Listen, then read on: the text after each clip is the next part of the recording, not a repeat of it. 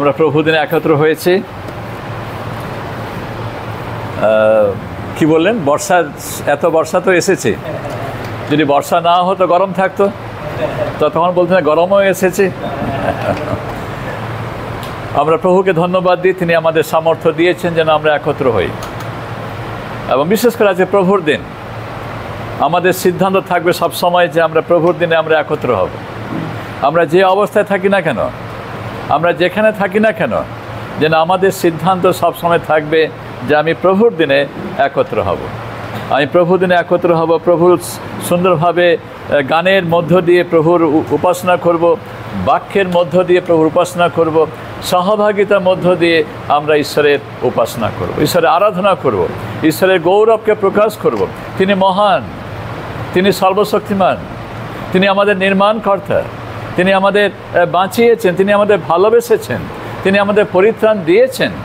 এই সমস্ত বিষয়েতে আমরা কী করব, তার প্রশংসা করব এবং তার মহিমাকে প্রকাশ করব যে তিনি সর্বশক্তিমান ঈশ্বর এবং যিনি আমাদের ভালোবেসেছেন এবং এই সুন্দর দিন তিনি দিয়েছেন। আজকে হয়তো অনেকে আমরা আমাদের পরিবারের বিভিন্ন লোকেরা হয়তো বিভিন্ন কার্যে ব্যস্ত আছে, তারা হয়তো এই প্রকার একটা বসার সুযোগ বা একত্র হওয়ার বিষয়টা তারা হয়তো পেয়ে উঠে পারেনি। কিন্তু তার মধ্য দিয়ে সদাপ্রভু ঈশ্বর তিনি কী করেছেন, আমাদের এই প্রকার একটি সুন্দর সময় দিয়েছেন যেন আমরা একত্র হতে পারি এবং ঈশ্বরের ধন্যবাদ করতে পারি। তাই ঈশ্বর ধন্যবাদ করি এবং ধন্যবাদ করি যে আমি গতকাল সন্ধ্যায় আমি বললাম, আমি আগেও বলিনি যে আমি আসছি বলে। আমি চিন্তার মধ্যে ছিলাম যে আমি এই রোববার দিন, যদিও আমাদের ওখানে মিশনে আজকে উপাসনা নেই, আমাদের স্টাফরা সব বাড়ি গেছে, ওরা এই সপ্তাহে তারা ফিরবে, তাই সকালে যে আমাদের উপাসনা নেই, তাই আমি চিন্তা করেছিলাম যে আমি গৌরীপুর আসবো। তাই জিজ্ঞেস করলাম যে অঞ্জনবাবু আছেন কিনা। হয়তো অঞ্জনবাবু থাকলে আমি হয়তো নাও আসতে পারতাম, কিন্তু যখন অঞ্জনবাবু নেই আর আপনারা যখন আছেন, বিশ্বাসী পরিবারবর্গেরা আপনারা আছেন। আমার আওয়াজ শোনাচ্ছে পেছনে? আমার আওয়াজ শোনাচ্ছে? ঠিক আছে, ফ্যানের আওয়াজে হয়তো শব্দটা চলে যাচ্ছে এবং সেই ইয়েতে আমি মনে করলাম যে ঠিক আছে আমি আসবো। তাই সন্ধ্যার সময় আমি ফোন করলাম যে অঞ্জনবাবু আছেন কিনা এবং আমি আসবো আজকের উপাসনাতে যেন আমরা কি করতে পারি, যোগ দিতে পারি। আজকে হচ্ছে পিতৃ দিবস। আমি গতবারে এসেছিলাম মাতৃ দিবসে এসেছিলাম এবং আজকে হচ্ছে পিতৃ দিবস। সেটা খ্রিস্টীয় মণ্ডলীর মধ্যে এসে গেছে। এটা নয় যে বাইবেলে বিশেষ করে দেওয়া হয়েছে পিতৃ দিবস, না, বিভিন্ন বিষয়, বিভিন্ন এমন কোনো ঘটনা কোনো পরিবারে ঘটে গেছে এবং যে পরিবারে যখন ঘটনা ঘটেছে তারা দেখেছে কিভাবে বিনা মা ব্যতি রেখে বাবা হয়তো ছেলে মেয়েদের বা সন্তানদের তিনি কী করে যত্ন নিয়েছেন এবং সেই বিষয়কে উল্লেখ করে সেই পিতার একজন মেয়ে হয়তো সময় করে নিয়ে এসেছে যেন আমি কি করি, পিতৃ দিবস পালন করে আমার পিতাকে আমি ধন্যবাদ দিই। এবং আজকে সেই প্রকার একটি দিন, জুন মাসের আজকে 15 তারিখ এবং এটা তৃতীয় সপ্তাহে আসার কথা, কিন্তু আমি ভেবেছিলাম যে তৃতীয় রবিবার হয় বলে। কিন্তু আজকে যখন আমি খোঁজ করছিলাম যে 2025-এ ফাদার্স ডে কবে আছে, তখন দেখানো হচ্ছে 15 তারিখ। আর সকালেই আমি গতকাল আমার মেয়েকে বললাম, বেটা তোর মনে আছে তুই তো মানে মাদার্স ডেতে ও কাউকে একটা শুভেচ্ছা বার্তা পাঠিয়েছিল, তারা আমাকে বলেছে যে তোমার মেয়ে বা আপনার মেয়ে আমাদের শুভেচ্ছা পাঠিয়েছে। আমি বললাম যে বেটা ভালো বিষয়, এবং আজকে এই জুন মাসে ফাদার্স ডে আছে। হ্যাঁ বাবা মনে আছে, কিন্তু ওর খেয়াল নেই যে 15 তারিখে, গতকাল রাতে আমি বলেছি, এবং আজকে যে ফাদার্স ডে এটা ওর মনে নেই। যাই হোক, আমি বসেছিলাম, আমার বড়দার মেয়ে থাকে তামিলনাড়ুতে, হসুরে। সে ফোন করেছিল, বললো আমি আমার বাবাকে ফোন করলাম, বাবা তো ফোন তুললো না, আর দ্বিতীয় বাবা হচ্ছে তুমি, তাই তোমাকে ফোন করলাম। আমি জানি যে হয়তো আমার কাকু ফোন তুলবে। হ্যাঁ, ওকে আমি বেটা বলে ডাকি, আমার বড়দার মেয়েকে আমি বেটা বলে ডাকি বা মেয়ে হিসাবে তাকে ডাকি, এবং সে সবসময় ফোনে কথাবার্তা করে এবং প্রভুর কাজের মধ্যে নিজেকে রেখেছে, তাই তাকেও আমি তার শুভেচ্ছা বা তার ভালোবাসা নিলাম। আজকে যে পিতৃ দিবস, কেন আজকে আমরা এইভাবে আমরা পালন করতে যাব, যদিও আজকে আমার চিন্তার মধ্যে আমি পিতৃ দিবসের বিষয়টা উল্লেখ করিনি, কিন্তু কেন করব আজকে। প্রথম বিষয় হচ্ছে যে বাবারা পরিবারে একটা মুখ্য স্থান অবলম্বন করেছে। পরিবার কেবল একক নয়, পরিবারে দুইজনকে নিয়েই পরিবার, এবং পরিবারের মধ্যে বাবার যে একটা মানে কি একটা স্থান যে আছে, সেই স্থান কি করে আমাদের পরিবারকে বেঁধে রাখে। এটা নয় যে কেবল মায়ের সঙ্গে বাবা, এবং বাবা কি করে পরিবারকে বেঁধে রাখে, এবং এই পরিবারের মধ্যে বাবা কি করেন একটা সিদ্ধান্তের বিষয়তে তিনি সাহায্য করেন। যদিও মা আছেন, কিন্তু মারা সাপোর্টিভ, মারা সাহায্য করে, কিন্তু সিদ্ধান্তের বিষয়তে বাবাকে সিদ্ধান্ত নিতে হয়। এবং বাবা কি করে মায়ের সঙ্গে কথাবার্তা করে তার সিদ্ধান্ত নেয়। তখন তারা কি করে, তারা শান্তিপূর্ণভাবে দুজনে পরিবারকে, যে পরিবার ঈশ্বর দিয়েছেন, পরিবারে ছেলেমেয়েরা বা সন্ততি তারা এসেছেন, তারা কি করে পরিবারের মধ্য দিয়ে তারা ঈশ্বরের গৌরবের মধ্যে তারা নিজেকে রাখতে পারে। তাই এই বিষয়টা আসছে যেন আমরা কি করি, আমাদের পিতাদের আমরা ধন্যবাদ দিই। আমাদের যারা পিতা মহাশয়েরা আছেন এখানে, বা যারা পিতা হননি এখনও, কিন্তু হয়তো আগামী দিনে তারা পিতা হবেন, মনে রাখি এটা ঈশ্বরের একটা পরিকল্পনা। ঈশ্বর তিনি আমাদের পিতা দিয়েছেন বা বাবা দিয়েছেন। আমার বাবাদের কিছু কিছু বিষয় আমরা যদি থেমে যাই, এখন চিন্তা করি, কিছু কিছু স্মরণীয় বিষয় মনে পড়বে যে আমার বাবা বা তিনি কিভাবে আমাদের সাহায্য করেছেন। বাবা থাকেন বাইরে, ঘরে কাজ টাজ করেন, সারাদিনটা চলে যায় বাইরে কাজ করছে, রোজগার করে ফিরে আসতে আসতে সন্ধ্যা হয়ে যায়, তখন ছেলেমেয়েরা ঘুমিয়ে পড়ে থাকে। তা সত্ত্বেও বাবার যেটা উপস্থিতি সবসময় কি করে পরিবারে একটা সাহস দেয়, পরিবারে একটা আশ্বাসনা দেয় যে আমার বাবা আছে, এবং বাবা কি করবে, বিষয়টাকে দেখে নেবে। হতে পারে আমার জীবনে এমন কিছু হয়েছে, আমি ভয় করছি বা ভুল হয়েছে, কোনো প্রকারে আমি কিভাবে এগোবো, বাবা কি করে সাহায্য করে দেয়, আমাদের মনোবল দেয় যেন কি করতে পারি, আমরা এগোতে পারি। যেমন যিহোশুয়াকে ঈশ্বর বলছেন তুমি সাহস করে বলবান হও। যিহোশুয়ার পুস্তকে মসির মৃত্যু পরে, এটা প্রথম অধ্যায়ের বিষয়ের মধ্যে আছে, তুমি সাহস করে বলবান হও। এবং বাবা কি করেন, আমাদের কি করেন, বলে দেন যে এই প্রকারভাবে যেন আমাদের জীবন থাকে।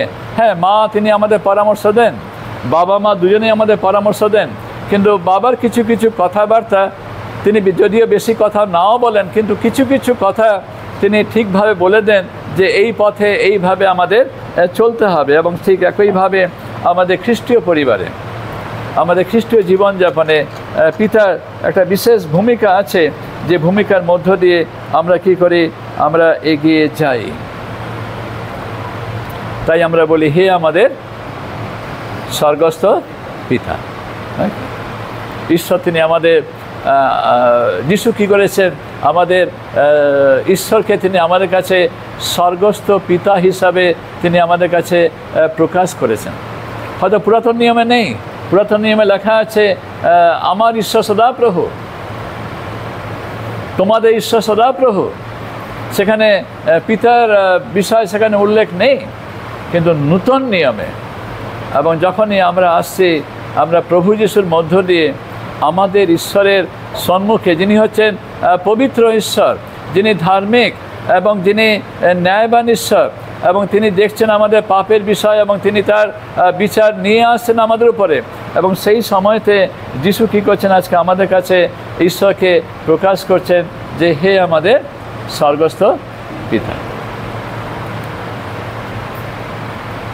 আজকে হয়তো অনেকে আছে তারা এই পিতা শব্দকে বের করে দিয়েছে, বা পিতাকে তারা বলছে হে আমাদের স্বর্গস্থ পিতা এবং মাতা।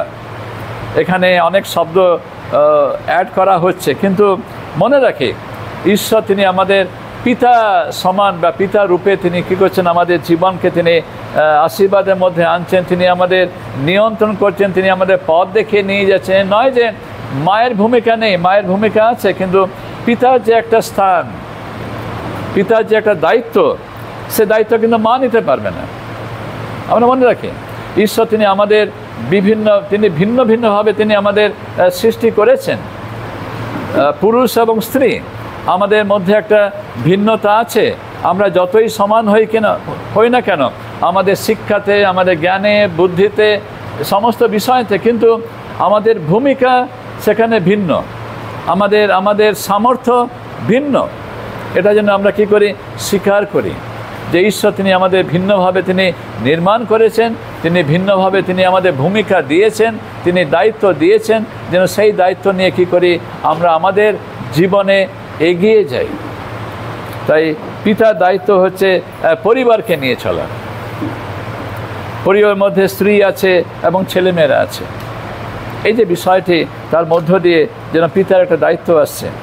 এবং আমরা কি করি, কেন আজকে আমরা ধন্যবাদ দেব, কেন আজকে মান্নার মধ্যে আসবো? পিতার একটা উপদেশের ভূমিকা আছে, শাসনের ভূমিকা আছে, পিতার শাসন। মা শাসন করে যখন না পারে বলে দেয়, তোর বাবা আসুক আমি বলবো না। অনেক সময় এসে যায়, বাচ্চাদের বলে দে, থাম রে, তোর বাবা আসুক বলবো। মা তখন আর পারছে না, ছেলে মেয়েদের আয়ত্তের মধ্যে আনতে পারছে না, তখন বাবার নাম নিয়ে বলে, তোর বাবা আসুক, তোর বাবাকে আমি বলবো। এটা বাবার একটা দায়িত্ব এবং ভূমিকা, অর্থাৎ শাসনের দায়িত্ব, সেই সঙ্গে পরামর্শের দায়িত্ব, সেই সঙ্গে পরিবারকে সঠিক পথে নিয়ে যাওয়ার দায়িত্ব। কেবল তাই নয়, পিতার একটা ভূমিকা আছে স্বার্থ ত্যাগের মধ্য দিয়ে। পিতা নিজের বিষয় না ভেবে সে কী করে, নিজের পরিবারের বিষয়কে ভাবে, তার স্ত্রী বা ছেলে মেয়েদের মা এবং ছেলে মেয়েদের বিষয়তে বাবার একটা বিষয় থাকে, সে স্বার্থ ত্যাগের মধ্য দিয়ে সে কী করে, পরিবারকে যোগান দেয়, পরিবারকে দিয়ে থাকে, ভালোবাসা আছে। এবং সেই সঙ্গে কি করে, পরিবারকে আমরা কোন পথে যাব, সিদ্ধান্ত বাবা মা তারা দুজনে নিয়ে, বাবার সিদ্ধান্ত সেখানে আসে, ঠিক আছে আমরা এই বিষয়েতে আমরা যাব।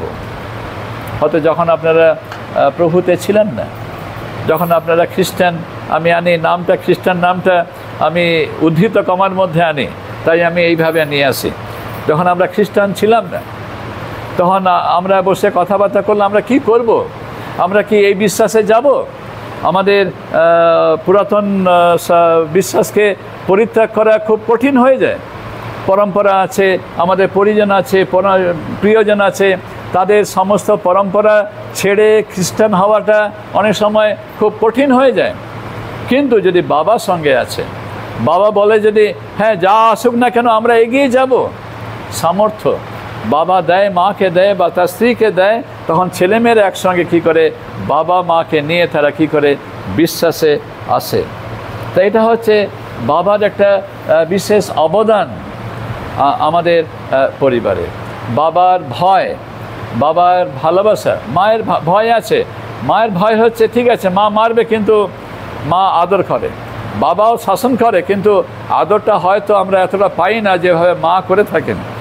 কিন্তু আজকের এই পিতৃ দিবসে আমরা বাবা মাদের আমরা শুভেচ্ছা জানাই, আমরা বলি হ্যাপি বা শুভ পিতৃ দিবস, বাবার দিবস। এবং ঈশ্বর কী করুন, আজকে আমাদের পিতাদের তিনি আশীর্বাদ করুন এবং তাদের তিনি সুস্থ রাখুন, সবল রাখুন, সদ্বুদ্ধি দিন, জ্ঞান দিন, যেন তারা কী করে তাদের পরিবারকে একত্রে তারা এগিয়ে নিতে পারে।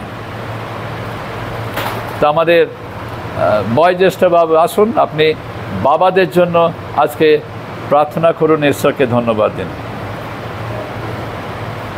কে আছে আমাদের মধ্যে বয়োজ্যেষ্ঠ?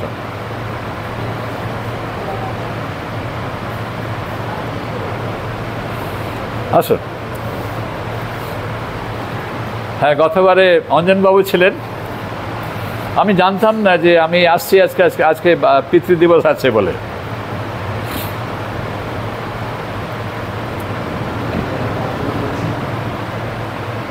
হে পবিত্র পবিত্র স্বর্গের সর্বশক্তিমান ঈশ্বর, ধন্যবাদ দিই প্রভু, তুমি আবার একবার এই সুযোগ করে দিয়ে তোমার কাছে প্রার্থনা চাও। হ্যাঁ প্রভু, তুমি কত সুন্দরভাবে তুমি পৃথিবীর সব কিছু সৃষ্টি করার পর তুমি আদমকে সৃষ্টি করেছো আর আদমকে সব দায়িত্ব দিয়েছো। সেই রকমভাবে প্রভু তুমি আমাদেরকেও সৃষ্টি করেছো, তোমার ধন্যবাদ দিই। আমাদেরকেও তুমি সুন্দর করে তোমার মতো করে গড়ে তুলছো প্রভু, তোমার ধন্যবাদ দিই। আমাদেরকে যে সন্তানদের প্রতি যে কর্তব্য তুমি আমাদেরকে দিয়েছো, যে দান করেছো সন্তানদের, সেই দানকে যেন আমরা সুন্দরভাবে পৃথিবী সে আমরা যেন তাদেরকে দেখে তুলতে পারি, তোমার শিক্ষায় শিক্ষিত করে যেন তাদেরকে তুলতে পারি। সেইভাবে আমাদেরকে তৈরি করো, আমরাও যেন আমাদের সন্তানকে তোমার উপযুক্ত করে তুলতে পারি। আমাদের সহবর্তী থেকে সব ভাগ তোমার নাম। আমিন। আজকে আমি যে বিষয়ে আমি আনতে চাইছি আমাদের চিন্তার মধ্যে, আলোচনার মধ্যে, ওটা পাবো আমরা যোহন সুসমাচারের 20 অধ্যায়। যোহন সুসমাচারের 20 অধ্যায়। যোহন সুসমাচারের 20 অধ্যায়।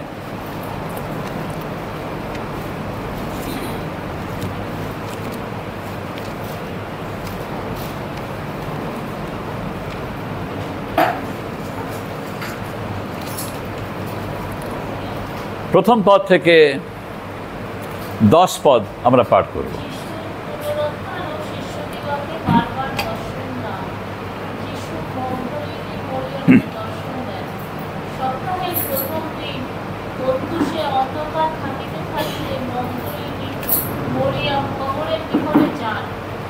আর দেখেন কবর হইতে পাথরখানা সরানো হইয়াছে। তখন তিনি দৌড়িয়া শিমোন পিতরের নিকটে এবং যিশু যাহাকে ভালোবাসিতেন সেই অন্য শিষ্যের নিকটে আসিলেন। আর তাহাদিগকে বলিলেন, লোকে প্রভুকে কবর হইতে তুলিয়া লইয়া গিয়াছে, তাহাকে কোথায় রাখিয়াছে আমরা জানি না।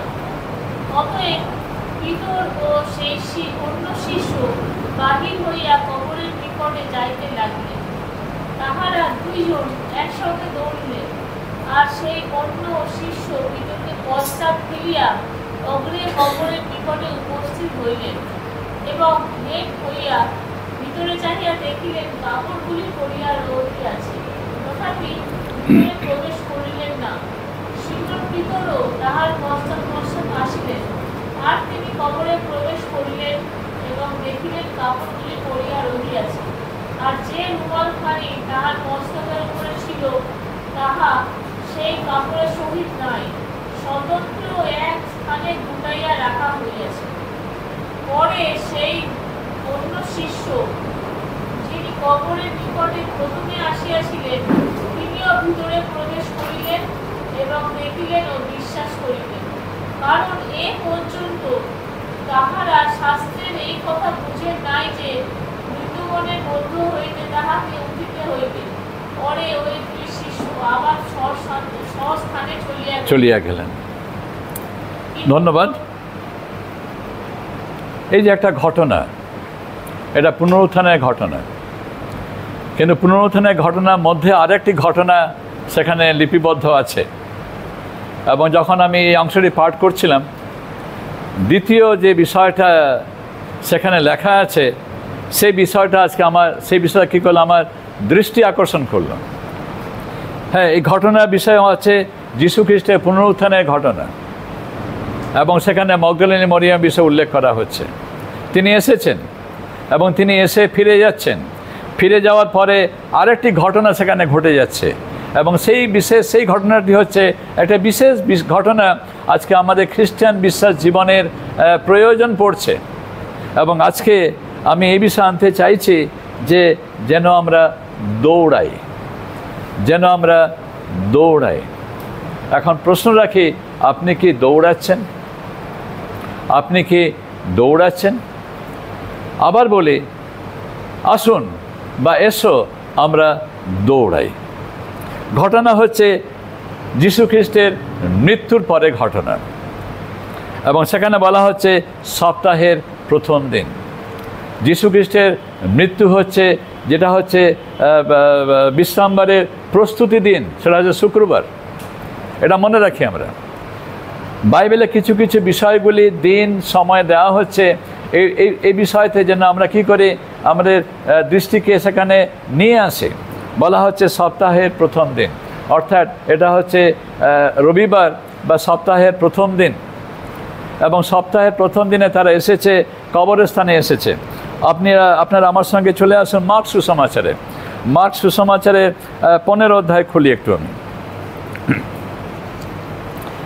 15 অধ্যায়তে যিশুর কবরের বিষয়ে, যিশুকে কবর দেওয়া হচ্ছে এই বিষয়ে সেখানে লেখা হচ্ছে। আমি 46 পদটা এবং 47 পদটা পাঠ করছি।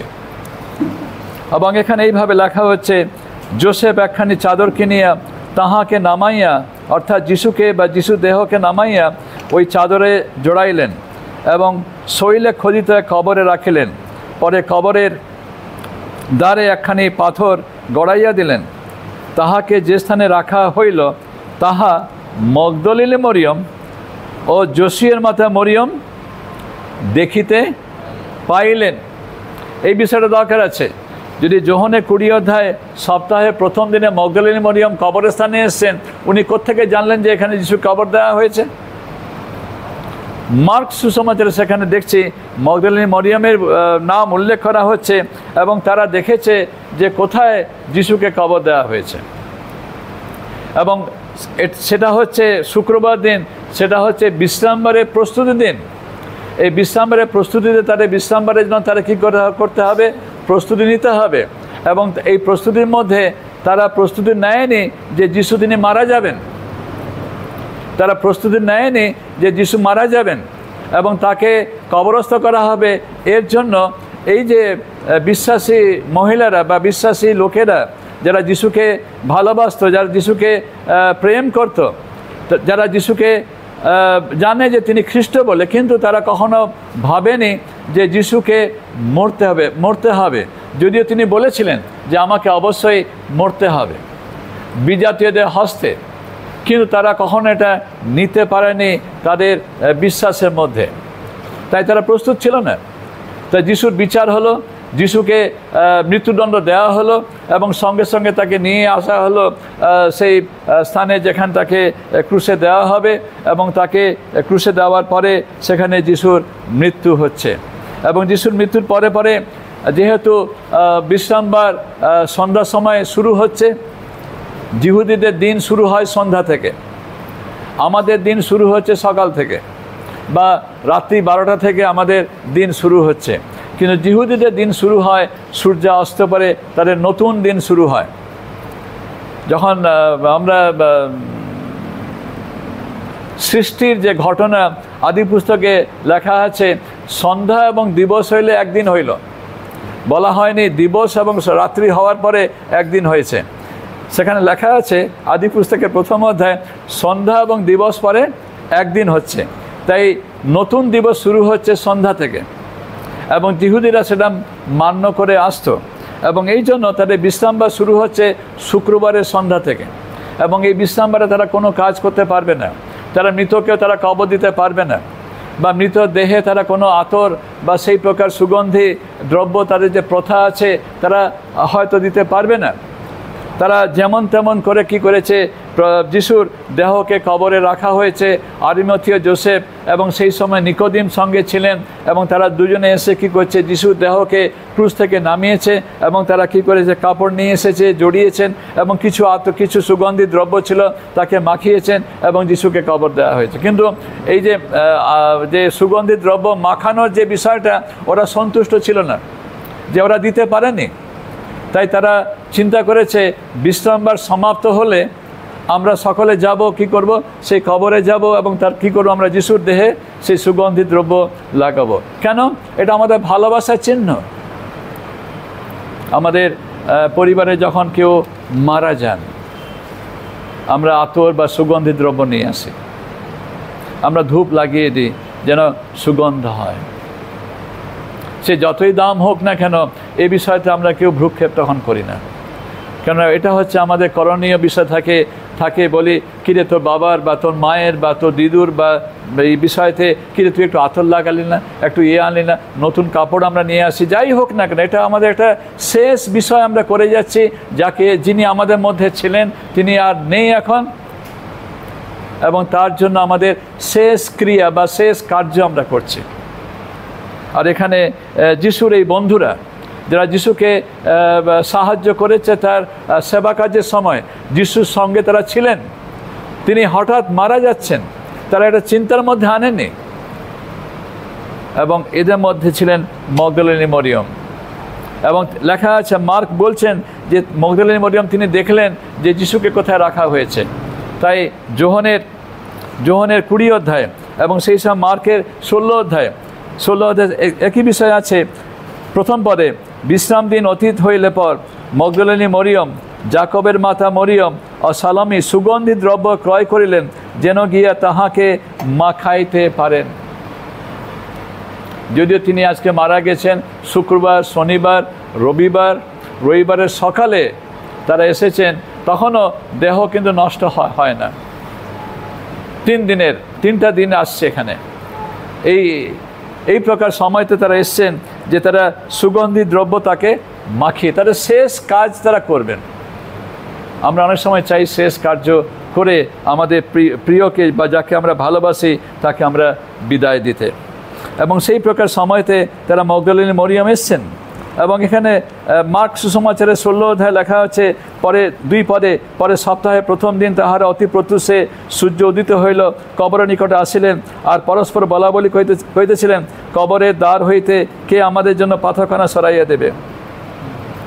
এমন সময় তাহারা দৃষ্টিপাত করিয়া, এই যে ঘটনা ঘটেছে এই ঘটনাকে আপনি পড়ুন যোহনের সুসমাচারের 20 অধ্যায়। অন্য মহিলারা চলে গেলেন, যেহেতু কবর শূন্য, পাথরখানা সরানো হয়েছে, কিন্তু মগদলিনী মরিয়ম থেকে গেলেন। তাই যোহনে অন্য কোনো মহিলাদের বিষয়ে উল্লেখ সেখানে নেই, সেখানে লেখা হচ্ছে কেবল মগদলিনী মরিয়মের বিষয়ে লেখা আছে। তাই এটা বুঝতে গেলে আমাকে মার্ক সুসমাচারের 16 অধ্যায় এই প্রথম কয়েকটা পদ পড়তে হবে।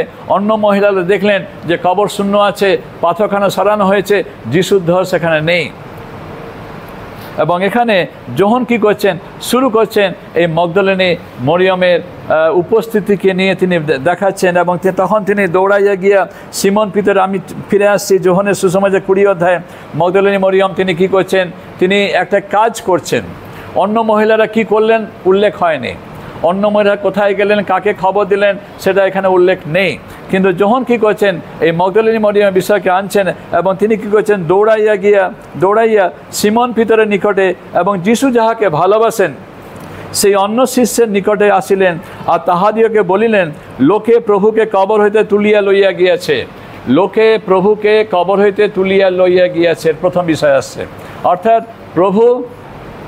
অর্থাৎ যিশু কবরে নেই, অর্থাৎ যিশুর দেহ কবরে নেই, তার দেহকে কেউ নিয়ে গেছে, প্রভুকে কেউ নিয়ে গেছে, যিশুর দেহ কবরে নেই। এবং তাহাকে কোথায় রাখিয়াছে আমরা জানি না।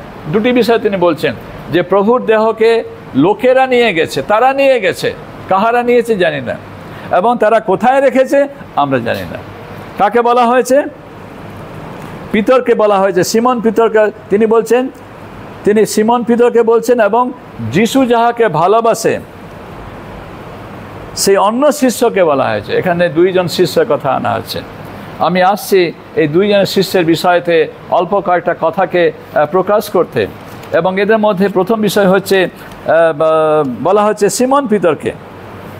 আমি সিমন পিতরের বিষয়ে পরে আসছি। আমি আসছি এখানে বলা হচ্ছে, যিশু যাহাকে ভালোবাসিতেন সে অন্য শিষ্যের নিকটে আসিলেন। যিশু যাহাকে ভালোবাসিলেন সে অন্য শিষ্য। এখানে এই যোহনের সুসমাচারের মধ্যে এটা একটা স্টাইল মানে কি, লেখার স্টাইলকে কি বলা যাবে? আমি ইংলিশে আনলাম স্টাইল মানে পদ্ধতি। এটা হচ্ছে লেখকের একটা পদ্ধতি। তিনি বলছেন অন্য শিষ্য, সেখানে নাম উল্লেখ করলেন না, এবং সেখানে বলা হচ্ছে যিশু যাহাকে ভালোবাসিতেন। এখন যিশু কাকে ভালোবাসতেন? কোন শিষ্যকে যিশু ভালোবাসতেন?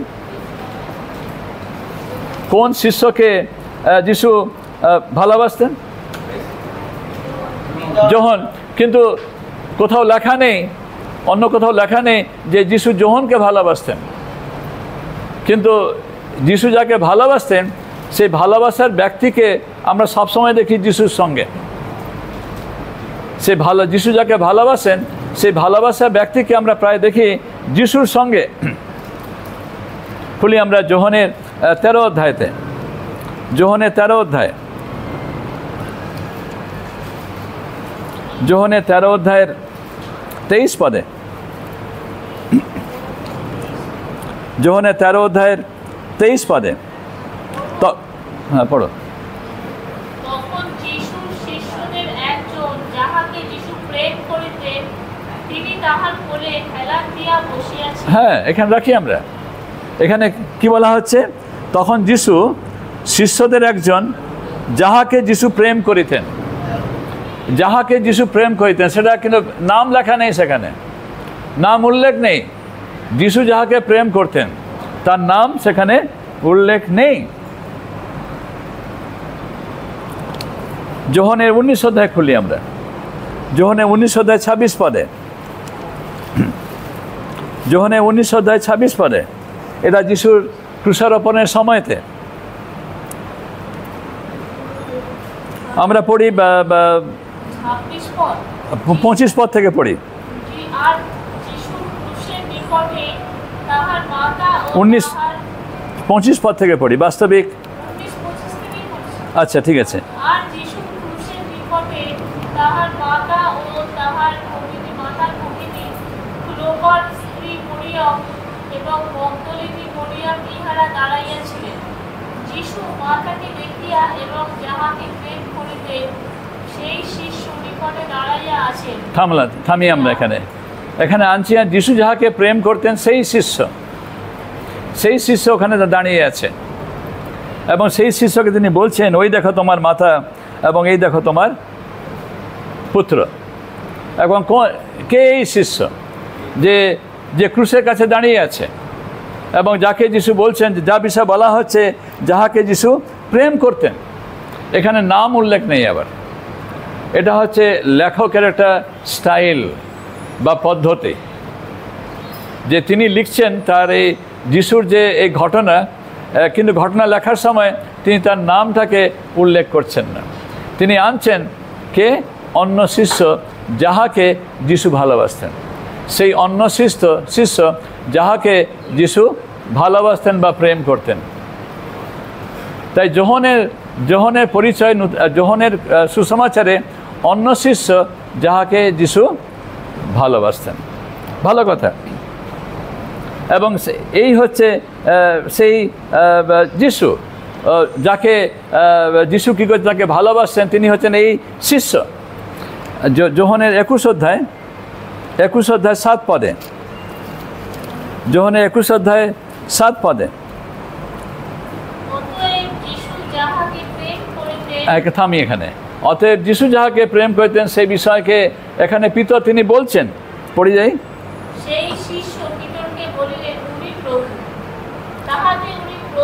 এখানে দেখি আমরা থামছি, এখানে আমরা দেখছি যে যিশুর শেষ সাক্ষাৎকার শিষ্যদের সঙ্গে, এবং তখন তিনি আবার আসছেন এবং সেই অন্য শিষ্য যাহাকে যিশু প্রেম করিতেন তিনি বলছেন পিতরকে, পিতর উনি হচ্ছেন খ্রিস্ট ওখানে দাঁড়িয়ে আছেন। তখন পিতর কী করছেন? জলে ঝাঁপ দিয়ে যিশুর কাছে আসছেন। পিতরের একটা আগ্রহ হচ্ছে যিশুর কাছে পৌঁছানো। ভালো বিষয়। এই যে বিষয় দেখছি আমি চাই, এই যোহন তিনি কী প্রকার শিষ্য ছিলেন, তিনি কী প্রকার ব্যক্তি ছিলেন, বা তার সময় যিশুর সঙ্গে কিভাবে কেটেছিল। এই যোহন বা যাকে যিশু ভালোবাসতেন, যার নাম বলা হচ্ছে অন্য শিষ্য, এবং যাকে যিশু ভালোবাসতেন, এই যোহন তার সময় যিশুর সঙ্গে কী প্রকার ছিল। প্রথম বিষয় দেখি যে যিশু তাকে আহ্বান করছেন তার শিষ্য হওয়ার জন্য। তাকে যিশু কী করছেন? আহ্বান করছেন। মথি সুসমাচারের 4 অধ্যায়, এখানে পিতরকে, আন্দ্রিয়কে এবং সেই সঙ্গে যোহন এবং যাকবকে যিশু কী করছেন? আহ্বান করছেন। যোহনের 4 অধ্যায়, মথি 4 অধ্যায়ের 21 পদে। পরে তিনি তথা হইতে অগ্রে গিয়া দেখিলেন, আর 2 ভ্রাতা শিবদিয়ের পুত্র যাকব এবং তাহার ভ্রাতা যোহন আর সবসময় আমরা পাবো জাকবের সঙ্গে যোহন, এটা মনে রাখবো। আমরা যখনই বাইবেল পড়ব, বাইবেলের সঙ্গে জাকবের সঙ্গে যোহন এবং পিতর থাকবে, পিতর, জাকব, যোহন এবং পরে আন্দ্রিয় থাকবে। তাই সবসময় এখানে থাকবো, মনে রাখবো যে জাকবের সঙ্গে যোহন অর্থাৎ এরা হচ্ছে দুই ভাই সিবদিয়ের পুত্র।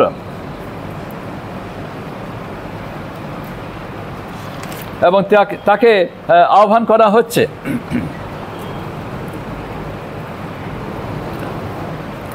লুক তার 5 অধ্যায়, লুকের 5 অধ্যায়ের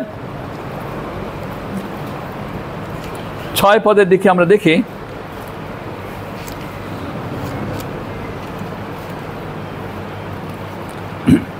যখন তাহারা সেইরূপ করিলে মাছের বড় ঝাঁক ধরা পড়িল ও তাহাদের জাল ছিঁড়িতে লাগিল। তাহাদের যে অংশীদারেরা অন্য নৌকায় ছিলেন তাহাদিগকে তাহারা সংকেত করিল। আচ্ছা, থামি এখানে। এটা ঘটনা ঘটছে পিতরের নৌকাতে। আমি ঘটনাটা নিয়ে আসছি। পিতরের নৌকাতে যিশু উঠেছেন এবং পিতর বলছেন যে আমরা সারা রাত পরিশ্রম করেছি কিন্তু কোনো মাছ আমরা পাইনি। তখন যিশু বলছেন তুমি গভীর জলে তুমি নৌকা নিয়ে চলো এবং মাছ ধরিবার জন্য তোমার জাল ফেলো। 4 পদে।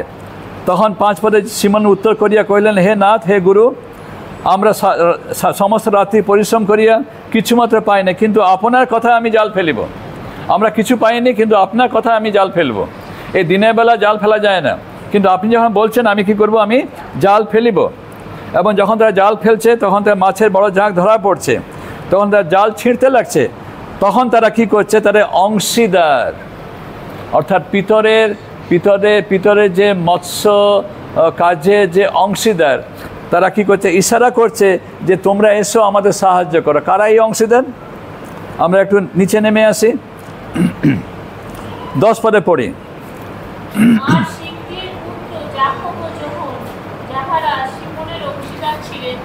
এখানে হচ্ছে সিমন পিতরের অংশীদার বা তাদের মৎস্য কার্যের অংশীদার কে ছিলেন? জাকব এবং যোহন, সিবদিয়ের 2 পুত্র, তাদের অংশীদার ছিলেন। তাই জাকব, যোহন তারা পেশাতে মৎস্যজীবী এবং তারা পিতর এবং আন্দ্রিয়ের সঙ্গে তারা একসঙ্গে তারা কী করতো, তারা মাছ ধরতো। তাই এখানে দেখি আমরা এই প্রকার সময়তে আমরা একটু নিচে নেমে আসি। সেই লুকের 10 পদ পড়লাম। সেই রূপে চমৎকৃত হইলেন। তখন যিশু সিমনকে কহিলেন, ভয় করিও না, এখন অবধি তুমি জীবনার্থে মনুষ্য ধরিবে। পরে তাহারা নৌকা কুলে আনিয়া সকলেই পরিত্যাগ করিয়া তাহার পশ্চাৎগামী হলেন।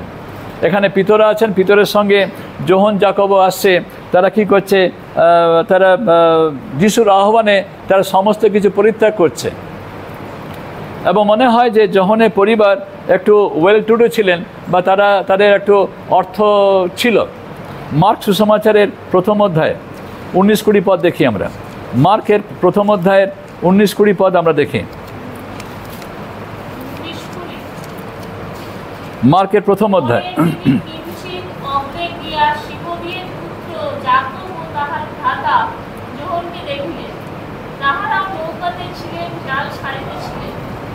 তিনি তৎক্ষণাৎ তাহাদিগকে ডাকিলেন।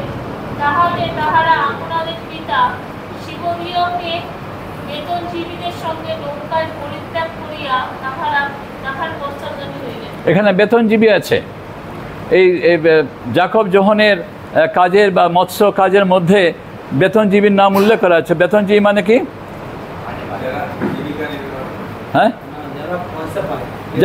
যারা কাজে সাহায্য করে এবং যাদের বেতন তারা দিয়ে থাকে।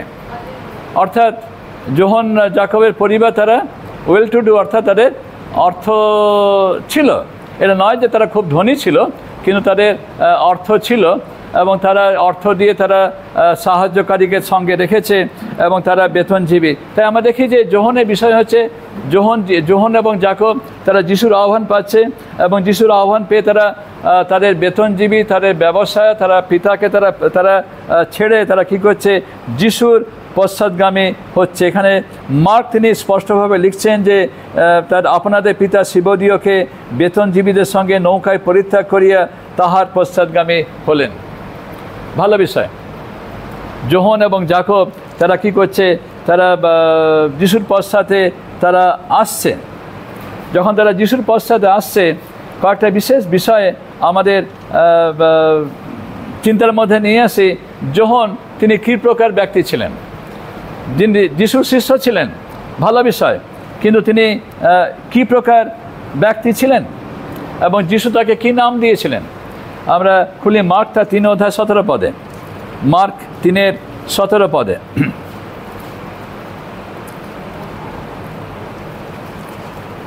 এবং শিবদীয়ের পুত্র যাকব ও সেই যাকবের ভ্রাতা যোহন। হ্যাঁ, 17 পদ, 3:17। শিবদীয়ের পুত্র যাকব ও সেই যাকবের ভ্রাতা যোহন, এই দুইজনকে বনের কষ অর্থাৎ মেঘধনির পুত্র এই উপনাম, মেঘধনির পুত্র উপনাম দেওয়া হয়েছিল। অর্থাৎ মেঘধনি মানে কি? শান্ত, নম্র? না, এটা গর্জনকারী, এটা গর্জনকারী। সব 12 জন শিষ্য সুশান্ত নয়। না, ঠিক আছে, হবে, ভালো আছি, ঝগড়া করব না, না না, এরা নয়। এরা এরা কিছু করতে হবে, এরা গন্ডল করবে, এরা কথা বাড়িয়ে এরা গন্ডল করবে। এরা আছে এই 12 জনের মধ্যে, এরা হচ্ছে মানে কি এগ্রেসিভ। তাই যোহনের বিষয়টা হচ্ছে মেঘধ্বনির মতো। মেঘধ্বনি মানে কি? মেঘের যে বজ্রাঘাত হয়েছে পারে, ওটা লেখা হয়নি ওখানে, ওটা মেঘধ্বনি লেখা হয়েছে। অর্থাৎ এই বজ্রাঘাতে আমরা কি করি? আমরা ভয় আতঙ্ক হয়ে যাই। যখন বজ্রাঘাত, বিদ্যুৎ চমকায় আর কড়কড় করে যখন আওয়াজটা হয়, বিদ্যুৎ চমকায় ঠিক আছে, যখন কড়কড় করে যে আওয়াজটা হয় আর যে বজ্রাঘাত যদি কাছে পড়েছে, আমরা কানে হাত দিয়ে ঢুকে মাথাটাকে সামলে নিয়ে যেন কোথায় বাঁচতে পারি। আমরা শরীরটা বাইরে থাকুক, কিন্তু মাথাটাকে আমরা কি করি? ঢুকিয়ে দিই যেন আমার উপরে না পড়ে। খালি মাথাটা ঢুকালে হবে? সারা শরীরটা আছে। আমার মেয়ে যখন ছোট ছিল, ছোট আছে, সে সবসময় ঘরে থাকতো, ঠিক আছে, পড়াশোনা। আমি যখন কাজ থেকে ফিরতাম, তখন আমার স্ত্রী বলতো, পাপা সোনু নেই। যেই সোনু নেই, সোনুর খুব খুশি হতো। আমার মেয়ের নাম সোনু, ডাকনাম। ও খুশি হতো যে পাপা ওকে খুঁজবে। ও আছে, খাটের উপরে আছে। ও কী করেছে? মায়ের কোলে কী করেছে? মাথাটাকে ঢুকিয়ে দিয়েছে। মায়ের কোলে কী করেছে? মাথা ঢুকিয়ে দিয়েছে। আর মাথা ঢুকিয়ে পিটপিট করে দেখছে যে পাপা কোথায়। ও ভেবেছে ওর চোখ বন্ধ হয়ে গেলে মায়ের কোলে পাপা ওকে দেখতে পাবে না, কিন্তু পুরো শরীরটা মায়ের কোল থেকে বেরিয়ে আছে তো, নয় কি? আমরা অনেক সময় বজ্রাঘাতের সময় কি করি? আমরা কি করি? মাথাটাকে ঢুকিয়ে দিই যে প্রভু তুমি আমাকে বাঁচাও। মাথাটাকে ঢুকে, কিন্তু সমস্ত শরীর কিন্তু বাইরে থাকে। এই যে একটা বিষয় থাকে, আমরা মাথাকে বাঁচাতে পারলে আমরা আমাদের জীবনটা বেঁচে যাবে না। সমস্ত শরীর বাইরে আছে, সেখানে কিন্তু বজ্রাঘাত পড়লে যে শরীর যদি নষ্ট হয়, মাথা থেকে কী লাভ আছে? যাই হোক, ওটা ভিন্ন বিষয়। কিন্তু এখানে এই যোহন এবং যাকবকে বলা হচ্ছে মেঘধ্বনির পুত্র। বজ্রাঘাতের যেমন শব্দ আওয়াজ হয়, তারা হচ্ছে এগ্রেসিভ।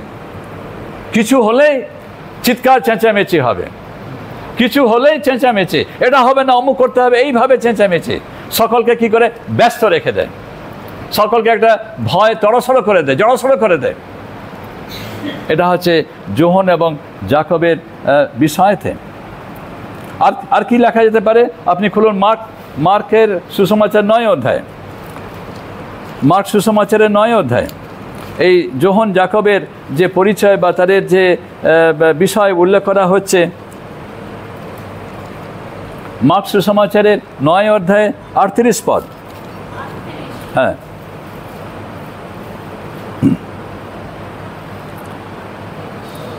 পেয়েছি। আমরা এক ব্যক্তিকে আপনার নামে ভূত ছাড়াইতে দেখিয়াছিলাম, আর তাহাকে বারণ করিতেছিলাম, কারণ সে আমাদের বস্তার গমন করে না। এটা যোহানের বিষয় নয় যে সে যিশুর কাজ করছে তাকে আমরা নিই, না না না না, সে আমাদের দলে নয়, তাকে আমরা নেব না। সে যিশুর নামে কাজ করছে, হয়েছে? এবারে বুঝতে পারছি আমরা, এমন একটা ব্যক্তি বিশেষ যে অপরকে সহ্য করতে পারে না। যোহন এমন একজন ব্যক্তি বিশেষ যে অপরকে সহ্য করতে পারে না। অনেক সময় আমরা যোহনের গুণাবলীর মধ্যে পড়ে যাই। আমরা অপরকে সহ্য, ও অন্য চার্চে, এ আমাদের চার্চের নয়, না একে আমরা নেব না, এই যোহনের চিন্তাধারা। যিশুর নামে ভূত ছাড়াচ্ছে, যেহেতু ওই ব্যক্তি যিশুর দলের লোক নয়, তাই যোহন বলছেন আমরা কি ওকে বারণ করব? অর্থাৎ কেন এই প্রকার, যে যোহন এমন একটা ব্যক্তি বিশেষ যিনি অপরকে, অন্য ব্যক্তি যদি নিজের দলে না থাকে তাকে আমি সহ্য করতে পারবো না, তাকে আমি সবসময় বাইরে রাখব। বিজাতি হিসাবে হতে পারে সে খ্রিস্টান, হতে পারে সে খ্রিস্টকে ভালোবাসে, কিন্তু আমার দলে নয়। এই যে মনোভাব, বুঝতে পারছি আমরা, এটা হচ্ছে কি মনোভাব? স্বার্থপরতা। যোহানের স্বার্থপরতা মনোভাব ছিল, অন্যকে আমাদের দলে নয়, আমি ওকে নেব না। অনেক সময় হয় না, আমাদের হয় কি না, আমাদের দলে নয়, আমরা ওকে নেব না, আমাদের সঙ্গে আমরা যাব কিন্তু ওকে ডাকবো না, ও আমাদের দলে নয়। আমাদের এই প্রকার একটি মনোভাবের মধ্যে যোহন ছিলেন। ঠিক আছে, আর একটা গুণাবলী আমরা দেখি, লুক তার 9 অধ্যায়ের 54 পদ, লুক 9 অধ্যায়ের 54 পদ।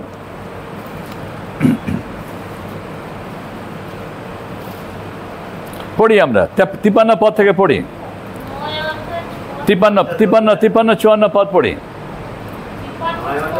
হ্যাঁ,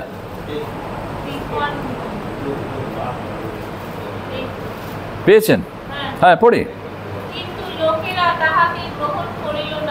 অর্থাৎ এখানে নিয়ে আসি, একটু থামুন। এখানে যিশু যেতে চাইছেন সমরিয়া দিয়ে, এখন যিশু থাকতে চাইছেন, কিন্তু সমরিয়ার লোকেরা যিশুকে গ্রহণ করতে চাইল না। যিশুকে যখন গ্রহণ করছে না, দেখি যোহনের প্রতিক্রিয়া। যখন লোকেরা যিশুকে গ্রহণ করছে না, তখন দেখি যোহনের কি প্রতিক্রিয়া। পড়ি। ঠিক আছে।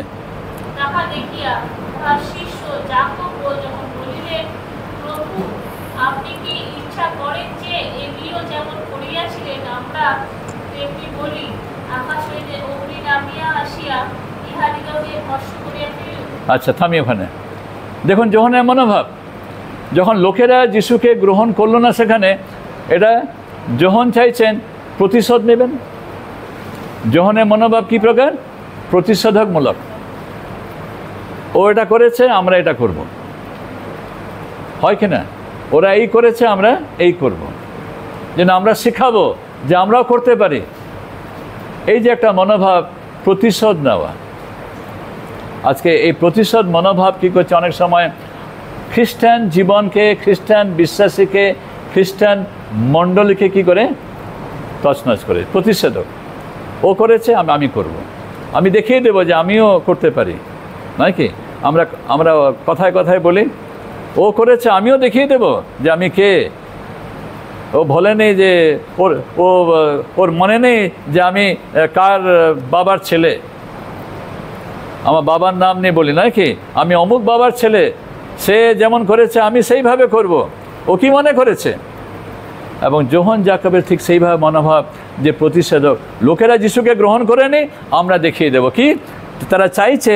যেন যিশু প্রার্থনা করেন, আকাশ থেকে যেন অগ্নি এসে সেই লোকদের কি করে ধ্বংস করে দেয়। এটা আপনি চাইবেন? এখন আবার যিশুকে ভালোবেসে, নয় কি? কিন্তু মনোভাব কি ছিল যোহনের? যোহন যিশুর শিষ্য, যিশুর সঙ্গে থাকছে, যিশুর শিক্ষা শুনছে। তা সত্ত্বেও তারা 2-3 বছর, 2-2.5 বছর হয়েছে, তাদের কাছে তখন বাইবেল ছিল না, এই প্রকার বাইবেল ছিল না যেটা এখন আমরা পড়ছি। আমরা পড়ছি বলে বুঝতে পারছি, আজকে আমরা পড়ছি বলে আমরা আনন্দ করছি যে প্রভুর বাক্য আমরা পড়তে পারছি। সেই সময় যোহনের কাছে বাক্য ছিল না, বা যাকবের কাছে বা পিতরের কাছে এই প্রকার বাইবেল ছিল না। যিশু ছিলেন, ঠিক আছে, কিন্তু পড়ার তো সুযোগ নেই, খালি শুনছে তারা। তারা যিশুকে তখনও বুঝতে পারেনি যে তিনি হচ্ছেন মসিহা বলে, তিনি হচ্ছেন খ্রিস্ট, তিনি হচ্ছেন ঈশ্বর। এই বিষয়টা তারা তখনও বুঝে উঠতে পারে না। আজকে আমরা বুঝেছি। তাই আমাদের বোঝার পার্থক্য হচ্ছে এই যে আমরা বুঝতে পারছি, আমরা বুঝেছি, বাইবেল আমাদের কাছে শিক্ষা দিচ্ছে, কিন্তু যোহনের সময়তে এই বিষয় তারা ছিল না, তাদের এই বাক্য ছিল না, লিখিত বাক্য ছিল না। তারা শুনেছে, তারা শাস্ত্র শুনে আসছে। সেখানে প্রিন্টিং প্রেস ছিল না, ছাপাখানা ছিল কি? তাদের মধ্যে বাইবেল ছিল না। তা হাতে লেখা যে সমস্ত শাস্ত্র লিপি, তার মধ্যে তারা শাস্ত্র শিখেছে। তারা মসিহের অপেক্ষায় ছিলেন, কিন্তু তারা ঈশ্বরের সমস্ত পরিচয় তারা পেয়েছিলেন না। তাই আমরা দেখি যে যোহন যদিও তিনি যিশুর শিষ্য হচ্ছেন, কিন্তু আমরা দেখি তার মধ্যে একটি রক্ত মাংস বিশিষ্ট মনোভাব যে প্রতিষেধকমূলক। ওরা যিশুকে গ্রহণ করছে না, তবে যিশু আপনি আজ্ঞা করুন যেন কী করেন, আকাশ থেকে অগ্নি এসে এদের ভস্ম করে দিক। এইভাবে যোহনের চিন্তাধারা ছিল। অন্য আরেকটি গুণাবলী দেখুন, মার্কের 10 অধ্যায় 35 পদে, মার্কের 10 অধ্যায়ের 35 পদে, মার্ক সুসমাচারে 10 অধ্যায়ের 35 পদে,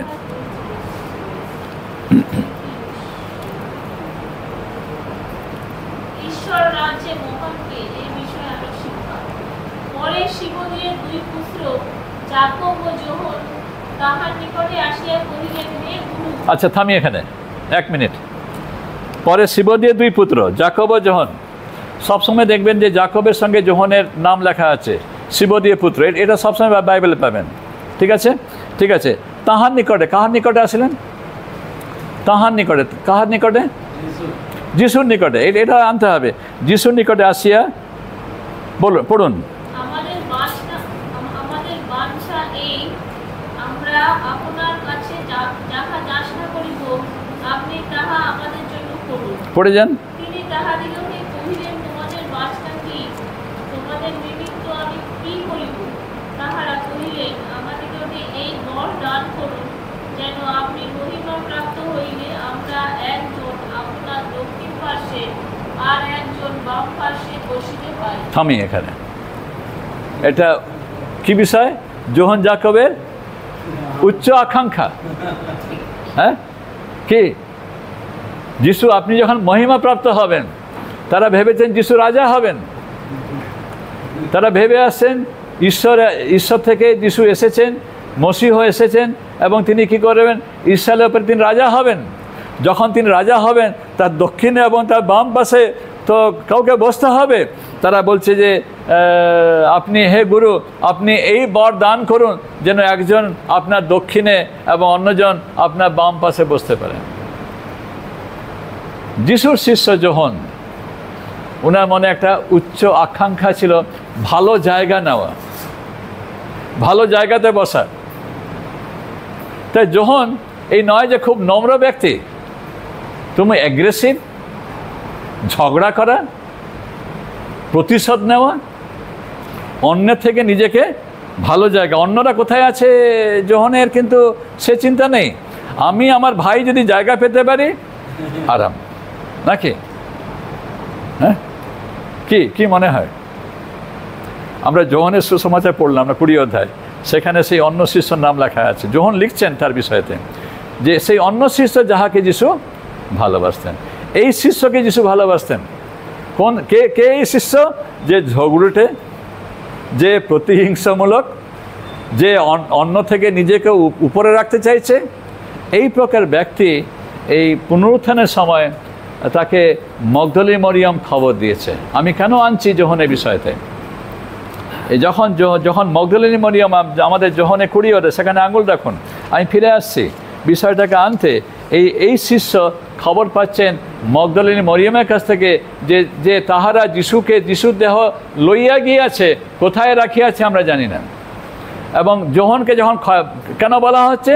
যেহেতু যিশু যোহনকে ভালোবাসতেন, এবং যোহনের একটা ভালোবাসা ছিল সেই যিশু মারা গেছেন, কবরে রাখা হয়েছে, এটা ইনারা গিয়েছিলেন কবরে যিশুর দেহে সেই সমস্ত লাগাবার জন্য তৈল সুগন্ধি দ্রব্য, কিন্তু যিশুর দেহ সেখানে নেই।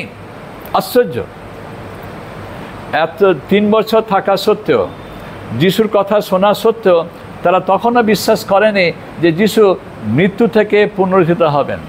এটা কিভাবে হবে, এটা চিন্তার অতিরিক্ত ছিল। আজকে আমরা বুঝছি, কিন্তু তখন সেই সময়তে যে মৃতগণের যে পুনরুত্থান কিভাবে হবে, তখন চিন্তার অতিরিক্ত। তখন চিন্তার মধ্যে এমনকি বর্তমান সময়ে তো যদি আমরা বলি, অনেক লোকেরা হয়তো ভাবে যে তাদের আত্মা উঠবে। যিশুর পুনরুত্থান কিভাবে হয়েছিল? আত্মাতে না শরীরে? শরীরে হয়েছিল, এটা মনে রাখতে হবে, আত্মাতে নয়। তিনি শরীরে পুনরুত্থিত হয়েছিলেন এবং সেই শরীর রূপান্তরীকৃত হয়েছিল এবং গৌরবময় শরীর। এটাকে আমাদের বিশ্বাসে রাখতে হবে যে তিনি মনুষ্য দেহেতে এসেছিলেন, এটাই হচ্ছে বিশ্বাস আমাদের। ঠিক আছে? এই যে বিষয়টি, তখন যখন তিনি যিশুকে ভালোবাসতেন, ভালো বিষয়, এবং যিশু তাকে ভালোবাসতেন, এটাও ভালো বিষয়। এবং যখন তিনি শুনছেন যে যিশুর দেহ সেই কবরে নেই, তিনি ছুটে